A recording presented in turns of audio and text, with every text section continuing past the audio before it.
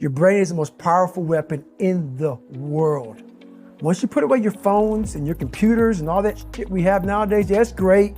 We're up to date, but your brain is the only thing you have when you're going through depression, when you're going through hard times, when you're going through death. Real life, you can't Google that shit, man. You're alone.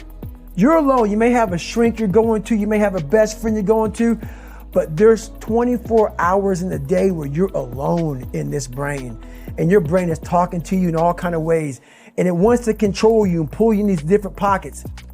If you can't control your own brain and your brain controls you, you got to tell your brain where you want to go and how you want to go and how you want to get there. You got to control it. If not, it's over. What existed for me was, okay, man, how am I going to fucking make this work? And all I knew back then was hard work. The only way anything gets accomplished. That's all I heard back in those days. You got to work hard. You got to work hard.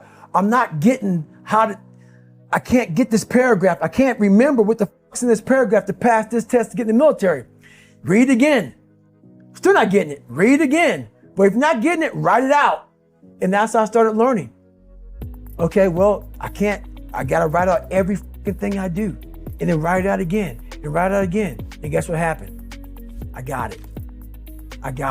I can't swim. I'm negative buoyant. Go back again. I can't swim. Go back again. Go back again. Go back again. I got it. I realized if I keep going back and going back and going back until this just becomes, your mind will say, okay, we're going to figure it out, because he is not going to stop. It's not like I'm going to try one more time. No, it's just like alarm clock goes off, boop, we're going back. I can't read right, we're going back. I gave myself no way out, and my mind realized that. They said, okay, we're going to adapt and overcome now.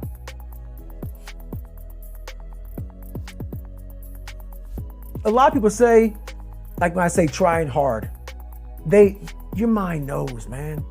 It knows this guy's bullshitting me, man. This guy's lying. There's no truth behind it. When I was in Navy SEAL training, people go, how were you there for 18 months?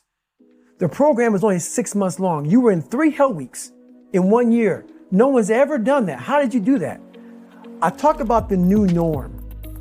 When I lived in a $7 a month place when I was growing up for a short period of time, I loved it.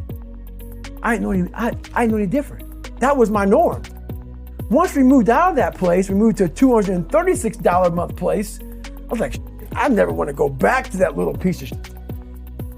But if you go back to that $7 a month place and you realize this is where I live, this is all I got, your mind says, roger that, this is home. So when I was going through Navy SEAL training for 18 months and going back through all the hard parts over and over again, I told myself after the first time, I knew it was gonna be a long journey there. My body was breaking down. It was just how it was going on. I said, you know what? This is my new norm. So my mind said, it's like going to work. Like you go to work, you put your suit and tie on. I go into suffering every day. Every day, suffering, being broken, duct taping my feet up, stress fractures, shin splints, being broken. This is my new norm. And your mind says, if we're not broken, this ain't normal.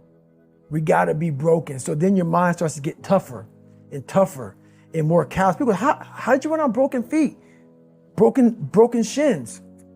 My mind knew this is how we operate. We're in Navy SEAL training. This is what we are. I became hell. And that became my new norm. I gave myself no way out. There was nothing outside these walls of hell. Nothing. I love God, but for a short period of time, I became the devil, because that was hell. I became the boss, the owner, the CEO of Navy SEAL training. That was my mindset. And that's how you get through things. You immerse yourself wherever it is, and you become that. You become that and give yourself no way out. When I was 297 pounds and I was fat as hell trying to be a Navy SEAL, the scariest thing in the world to me, even to this day, was that could have been the rest of my life. I